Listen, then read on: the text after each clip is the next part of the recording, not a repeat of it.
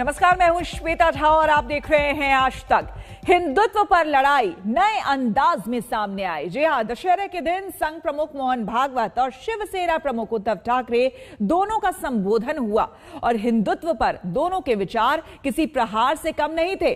तो ओवैसी ने भी हिंदुत्व पर नए सिरे से हमला किया है। हिंदू समाज अपने स्व को समझ न पाए और वैसे ही कटा बटा रहे, इसलिए बहुत प्रयास चल रहे हैं। या आपल्या देशामध्ये सर्वांचे पूर्वज हे एक होते। आता एकदम पूर्वजापर्यंत खूप जात नाही, तर माकडापर्यंत पोहोचू आपण। दशहरे के मौके पर संघ प्रमुख ने हिंदुत्व का गुणगान किया, हिंदुत्व का आशय समझाया, हिंदुत्व के मूल्य बताए।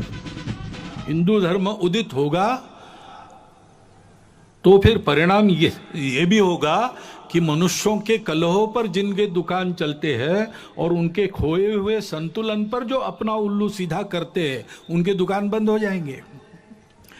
और इसलिए हम देखते हैं कि ये न हो। भारत एक विकास के राह पर, बड़ा बनने की राह पर चल पड़ा है, ये हो ना पाए, हिंदू समाज अपने स्व को समझ न पाए और वैसे ही कटा बटा रहे, इसलिए बहुत प्रयास चल रहे हैं।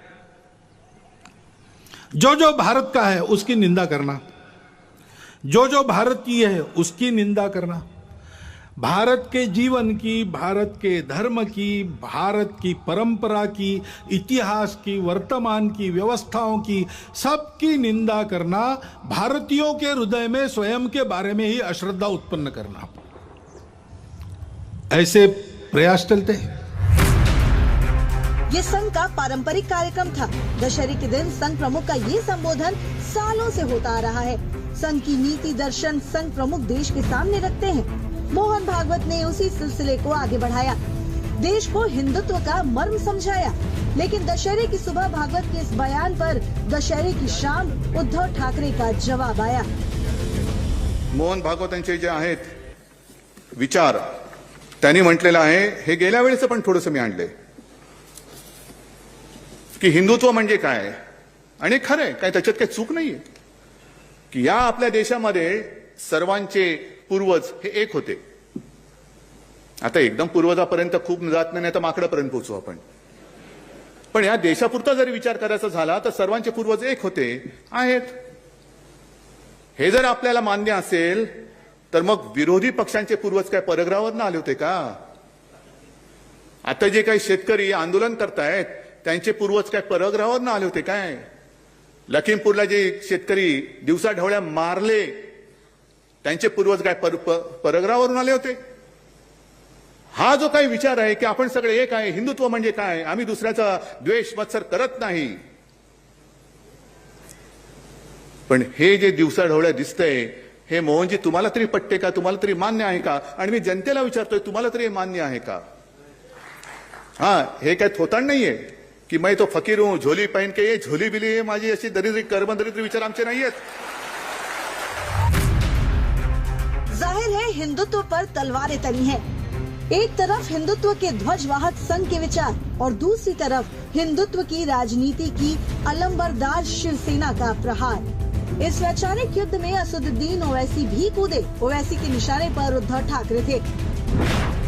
देश की एकता और अखंडता के लिए हिंदुत्व खतरा है। हिंदुत्व अंग्रेजों के बांटो और राज करो की नीति से अलग नहीं है।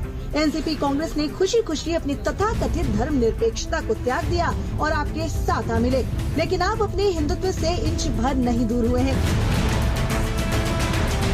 संघ प्रमुख मोहन भागवत कई मुद्दों पर बोले, लेकिन विवाद का दायरा हिंदुत्व पर बढ़ा है, क्योंकि यूपी पंजाब जैसे चुनाव दहलीज पर खड़े हैं, तो दूसरी तरफ शिवसेना अब भी हिंदुत्व की चैंपियनशिप अपने हाथों से फिसलने देना नहीं चाहती। इसलिए नागपुर से उठी आवाज को मुंबई से जवाब दिया जा रहा है। महाराष्ट्र की राजनीति में कभी कभी ये अटकलें लगती है कि भाजपा और शिवसेना अपनी पुरानी रंजिशें भूलकर भविष्य में साथ में आ सकते हैं, लेकिन उद्धव ठाकरे ने आज के अपने दशहरा रैली के भाषण में न सिर्फ राज्य के नेताओं पर निशाना साधा, बल्कि सीधे प्रधानमंत्री नरेंद्र मोदी और आरएसएस पर भी निशाना साधकर इन पूरी चर्चाओं को फिलहाल के लिए पूर्ण विराम दे दिया है। मुंबई से कमलेश सुतार के साथ ब्यूरो रिपोर्ट आज तक। संघ प्रमुख ने विजयादशमी के मौके पर अपने संबोधन में जनसंख्या नियंत्रण का भी मुद्दा उठाया। संघ पहले से ही आबादी के असंतुलन का मुद्दा उठाता आया है। दशहरे के दिन संघ के पुराने प्रस्ताव का जिक्र करके भागवत ने सरकार और समाज दोनों से आबादी असंतुलन के मुद्दे पर नीति बनाने की मांग दोहराई।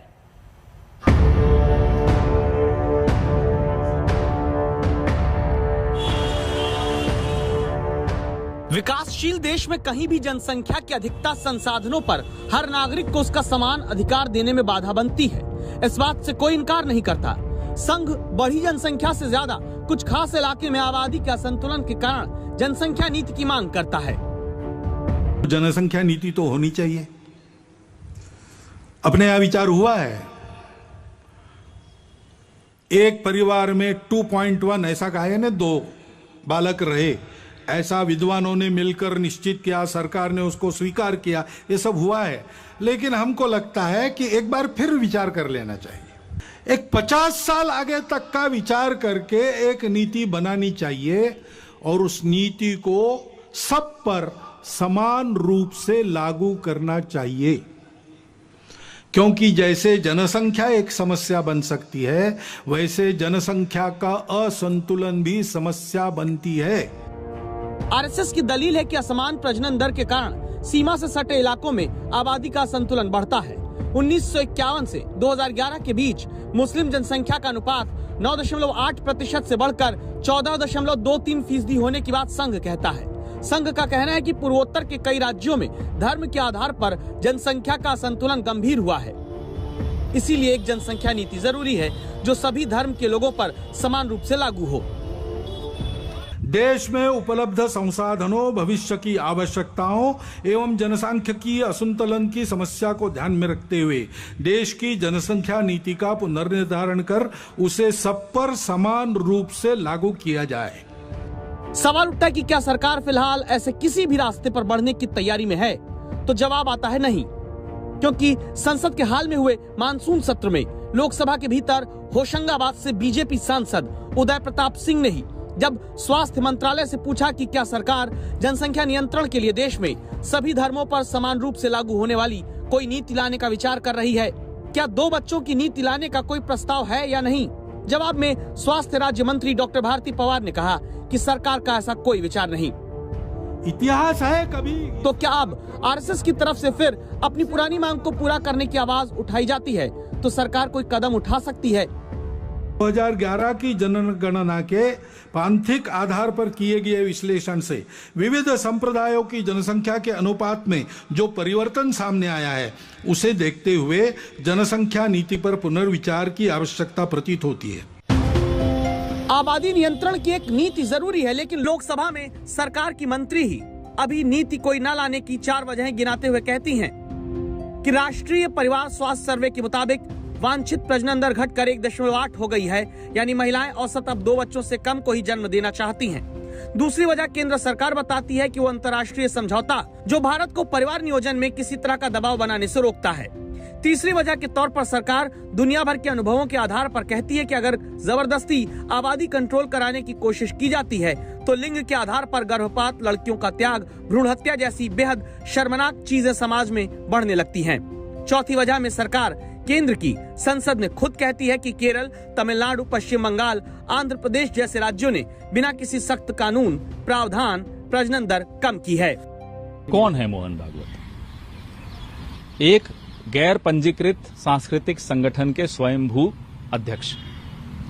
उनको हम क्यों सुने? कोई भी क्यों सुने? अगर इनको किसी भी विषय में चिंता है, जाकर प्रधानमंत्री से अकेले में बात करें। ये राष्ट्र को संबोधित करने वाले कौन आ गए? भागवत जी देश के सामने सच्चाई क्यों नहीं रखते हैं? ये आरएसएस का जो मंत्र है ना कि सच्चाई को छिपाकर आप अपनी ही थ्योरी को लागू करना चाहते हैं, ये टारगेट करना चाहते हैं, ये जबरदस्ती करना चाहते हैं और ये हिंदुस्तान को बांटना चाहते हैं हर मुद्दे पर। तो आगे क्या होगा? संघ की तरफ से 2015 में ही अखिल भारतीय कार्यकारी मंडल में आबादी पर समान नीति लागू करने वाला प्रस्ताव पारित हुआ था। सवाल है कि अब सरकार संघ की दिखाई दिशा पर चलते हुए नीति बनाएगी या फिर जागरूकता से ही आबादी के असंतुलन को संतुलित करना चाहेगी, जैसा दूसरे कई राज्य कर भी रहे हैं। आज तक ब्यूरो। और चेन्नई फिर से बन गई है आईपीएल की चैंपियन टीम। कल खेले गए फाइनल मुकाबले में चेन्नई ने कोलकाता को 27 रन से हराकर खिताब पर कब्जा जमाया।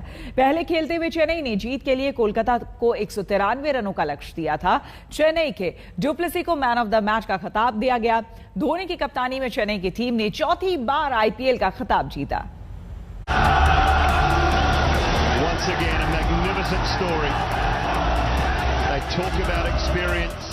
Dubai international cricket stadium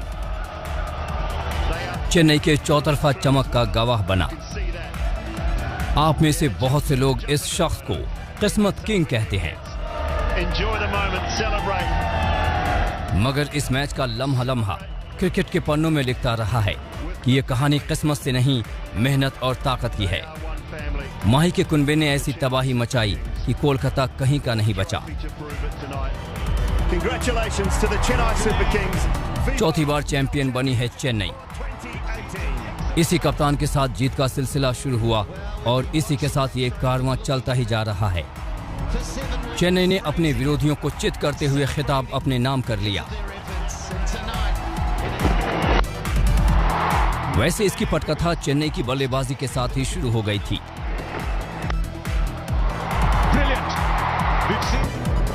Rituraj Gaikwad और फाफ डुप्लेसी ने आतिशी शुरुआत दी। 8 ओवरों में ही इस जोड़ी ने बोर्ड पर 61 रन टांग दिए। अफसोस कि ऑरेंज कैप जीतने वाले ऋतुराज की ये पारी इस बार 50 की दहलीज नहीं लांघ सकी। 27 गेंदों पर उन्होंने 32 की पारी खेली। ऋतुराज तो गए, लेकिन कोलकाता की शामत नहीं गई। उथप्पा ने एक और ताबड़तोड़ पारी खेली, इस बार 15 गेंदों पर 31 की।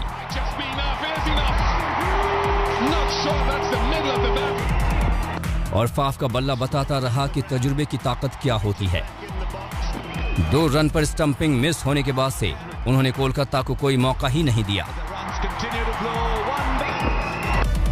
मोइन भी मौके पर चौके छक्के जड़ने से नहीं चूके। चेन्नई ने पावर प्ले में 50, मिडिल ओवर्स में 89 और डेथ ओवर्स में 53 रन कूटे, यानी आखिरी 4 ओवरों में बने 53 रन। और यहीं कोलकाता की मानो कमर टूट गई। उसे लक्ष्य मिला 193 का। फिर भी पहाड़ जैसे लक्ष्य के आगे कोलकाता के ओपनर्स लड़े और खूब लड़े। वेंकटेश अय्यर और शुभमन गिल की जोड़ी ने 10.3 ओवरों में 91 रन जड़ दिए। ये वो वक्त था जब चेन्नई के खेमे में चिंता की लकीरें उभरने लगी थीं।